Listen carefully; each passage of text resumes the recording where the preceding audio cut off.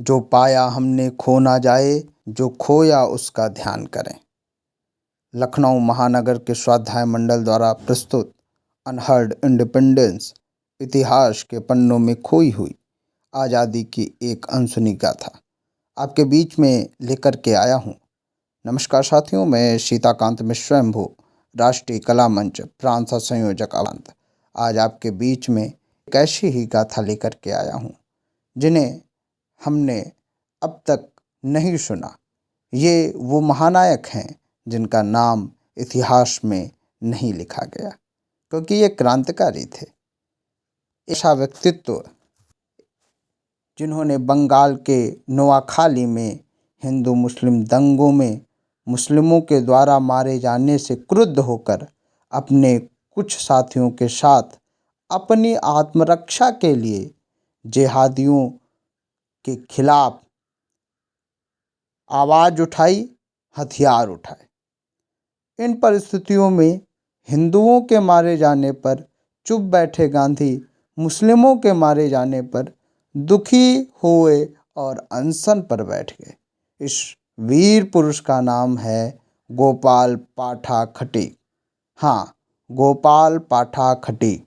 और इनका काम था मांस को बेचना और काटना। हाँ, ये पेशे से एक कसाई थे। 16 अगस्त 1946 को कोलकाता में डायरेक्ट एक्शन के रूप में दिन जाना जाता है।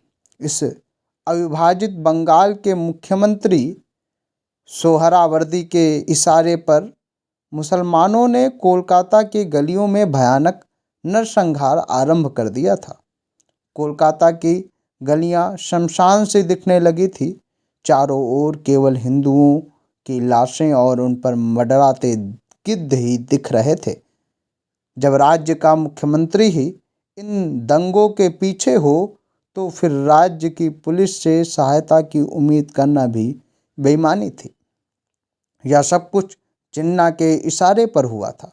वह गांधी और नेहरू पर विभाजन का दबाव बनाना चाहता था। हिंदुओं पर हो रहे अत्याचार को देखकर गोपाल पाठा नाम एक बंगाली युवक का खून खौल उठा। उसका परिवार कसाई का काम करता था। उसने अपने साथी एकत्र किए, हथियार एकत्र किए और दंगाइयों को सबक सिखाने के लिए निकल पड़ा। सठे साठम क्षमा चले। दुष्ट के साथ दुष्टता का व्यवहार करना चाहिए। जैसे को तैसा की नीति के पक्षधर गोपाल पाठा ने भारतीय जातीय वाहिनी के नाम से संगठन बनाया। गोपाल के कारण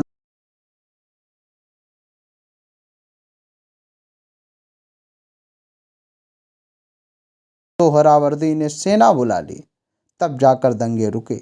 लेकिन गोपाल ने कोलकाता को बर्बाद होने से बचा लिया। गोपाल के इस कारनामे के बाद गांधी ने कोलकाता आकर अनशन आरंभ कर दिया, क्योंकि उनके प्यारे मुसलमान मरने लगे थे। उन्होंने खुद गोपाल को 2 बार बुलाया, लेकिन गोपाल ने जाने से स्पष्ट मना कर दिया।